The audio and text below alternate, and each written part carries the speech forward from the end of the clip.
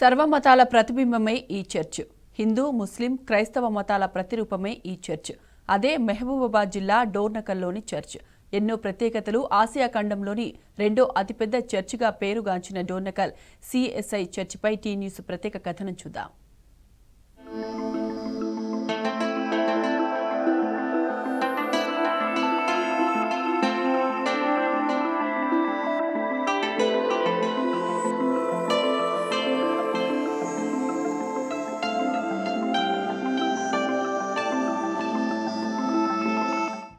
Church అంటే క్రైస్తవులకు, దేవాలయం అంటే హిందువులకు, మసీద్ అంటే ముస్లింలకు పవిత్ర స్థలాలు.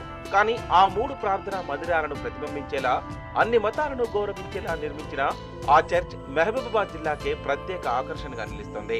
మహబూబాబాద్ జిల్లా డోర్నకల్ మండలం రైల్వే స్టేషన్ సమీపంలో ఉంటుంది ఆ చర్చ్.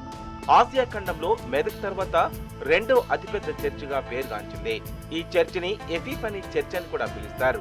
అంటే ప్రత్యక్షత అని అర్థం. హిందూ, ముస్లిం, క్రైస్తవ మతాలను ప్రతిబింబించేలా 82 ఏళ్ల క్రితం ఈ చర్చి నిర్మాణం జరిగింది. బిషప్ విఎస్ అజరయ్య ఆలోచన మేరకు చర్చిను నిర్మించారు.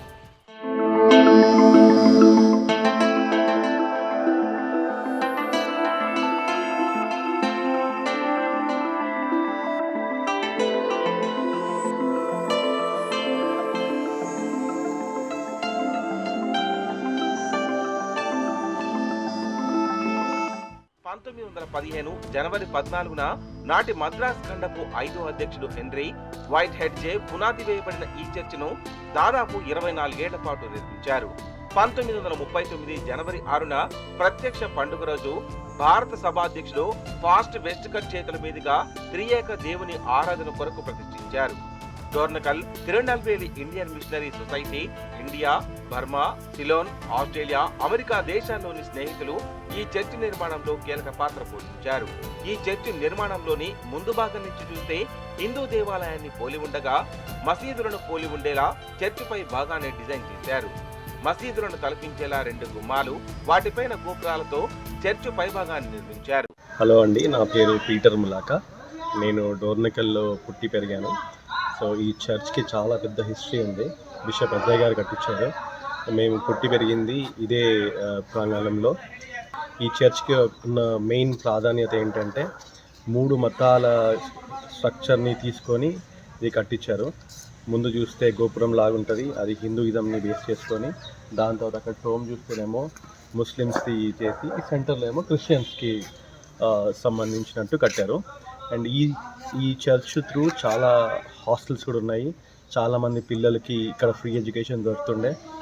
అండ్ ప్రతి క్రిస్మస్కి మేము ఖచ్చితంగా డోర్నకల్ వచ్చి మంచి సందడి ఎన్విరాన్మెంట్ని బాగా ఎంజాయ్ చేసి చాలా మెమోరీస్ని మేము క్యారీ చేస్తాము. ఇక ఈ గోపురాలపై ఉమ్మెత్త పువ్వుల ఆకారాలతో కూడిన నిర్మాణం ఉంటుంది. ఇవి ద్రవిడ సంస్కృతికి అద్దం పట్టేలా ఉంటాయి. అటు 2 గుమ్మాల మధ్యలో క్రాస్, ఆ క్రాస్ మధ్యలో నక్షత్రాన్ని అమర్చారు. ఈ నక్షత్రం యేసు ప్రభు జన్మించిన చోట ఉండే నక్షత్రం నమూనా పోలి ఉంటుంది. ఇలాంటి స్టార్లు ప్రపంచంలో 2 ఉన్నాయి. ఒకటి ఇటలీలోని కాన్స్టాంటినోపుల్ చర్చిలో ఉండగా, మరొకటి మహబూబాబాద్ డోర్నకల్లోని ఈ చర్చిలో ఉంది. స్వయం ప్రకాశంతో ఉన్న ఈ స్టార్ ప్రభు లోకానికి వెలుగునిచ్చే వాడనే అర్థాన్ని ఇస్తుంది. ఈ క్రాస్ పై భాగంలో ప్రతిష్ఠించిన శిలువ శ్రమకు నిదర్శనంగా నిలుస్తుంది. ప్రభు ప్రపంచానికి శాంతిని అందిస్తాడని దీని అర్థం. నేను డోర్నకల్ సిఎస్ఐ చర్చ్లో సిఎస్ఐ బిషప్ వైట్ హెడ్ హాస్పిటల్లో పుట్టి పెరిగాను. నేను ఇదే కాంపౌండ్లో పెరిగాను. నా స్కూలింగ్ కూడా డిడిఎంలో జరిగింది. మాకు చాలా చైల్డ్హుడ్ మెమరీస్ ఉన్నాయి ఇక్కడ. సో డెఫినెట్గా మాకు క్రిస్మస్ అంటే it's Dornakal and definitely it's Epiphany cathedral. ఎందుకంటే ఇక్కడ ఉన్న గంభీరత, ఇక్కడ ఉన్న గ్రాండ్ సెలబ్రేషన్స్, ఈ డెకరేషన్స్ మనం ఎక్కడా చూడలేము. ఈ చర్చ్కి చాలా చాలా ప్రాముఖ్యత ఉంది. ఎవరైనా మరి ఇక్కడ పుట్టి పెరిగిన వాళ్ళకి ఇది ఒక ఎమోషనల్ ప్లేస్ అండ్ వాళ్ళు ఇక్కడ వచ్చి సెలబ్రేట్ చేసుకోవడానికి ప్రిఫర్ చేస్తూ ఉంటారు. ఆలయ లోపలి భాగంలోకి వెళ్ళగానే క్రీస్తు శిలువ, చక్రంతో నిర్మించిన డయాస్ ఎంతో అద్భుతంగా ఉంటాయి. ఇంగ్లాండ్ నుంచి తెప్పించిన చక్రం ఆలయానికి ప్రత్యేక ఆకర్షణగా నిలుస్తోంది. దీంతో పాటు యేసు ప్రభు 12 మంది శిష్యులకు గుర్తుగా 12 పిల్లర్లను నిర్మించారు. పిల్లర్లపై అరటి గుబ్బా లాంటి ఆకారాలను పొందుపరిచారు. చర్చి వెనుక భాగంలో విధి నిర్వహిస్తూ మరణించిన బిషప్ల పార్థివ దేహాలను ఇక్కడే ఖననం చేశారు. ఇతర ప్రాంతాల్లో విధులు నిర్వహిస్తూ మరణించిన వారి సమాధులను కూడా ఇక్కడే నిర్మించారు. ఇప్పటి వరకు డోర్నకల్ చర్చిలో 8 మంది బిషప్లుగా విధులు నిర్వర్తించారు.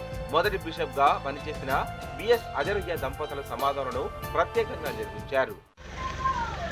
నా పేరు ఎడ్మండ్ ఆండ్రూస్ విజయ్ కుమార్ ములాకా.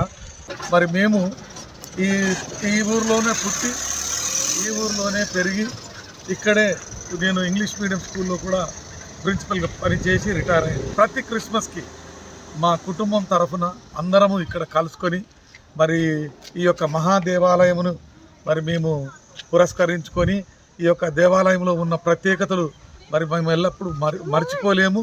ఎందుకంటే ఆర్కియలాజికల్ డిపార్ట్మెంట్ ఆఫ్ ఇండియా మరి ఈ యొక్క నేషనల్ ఇంటిగ్రేషన్ ఇంపార్టెన్స్ ఉన్న ఈ కెథీడ్రల్, ఎపిఫనీ కెథీడ్రల్ అంటే క్రీస్తు అన్యులకు ప్రత్యక్షమైన రోజు. మరి ఆ రోజు బిషప్ అజరయ్య తండ్రి గారు మరి మొట్టమొదటి ఇండియా బిషప్ ఆయన వచ్చి ఈ యొక్క స్థలాన్ని ఏర్పాటు చేసుకొని ఇక్కడ అన్యుల మధ్యలో ఈ యొక్క క్రైస్తవ మతాన్ని మరి పురస్కరించుకొని ఈ యొక్క మహాదేవాలయం మరి ఈ కెథీడ్రల్ నిర్మించారు. ఇండియా మొత్తంలో నేషనల్ ఇంటిగ్రేషన్ ఉన్న ఇంపార్టెన్స్ ఉన్న ఈ కెథీడ్రల్ని మరి మేము చాలా గొప్పగా భావిస్తాము. ఈ చర్చ్ ఆరాధనలతో పాటు పేదలకు సేవ చేయడంలోనూ ముందుంది. పేదలు, అంధ, వికలాంగుల కోసం విద్యా సంస్థలను ప్రత్యేకంగా నిర్వహిస్తోంది. ఆశ్రమ పాఠశాలలు కొనసాగుతున్నాయి.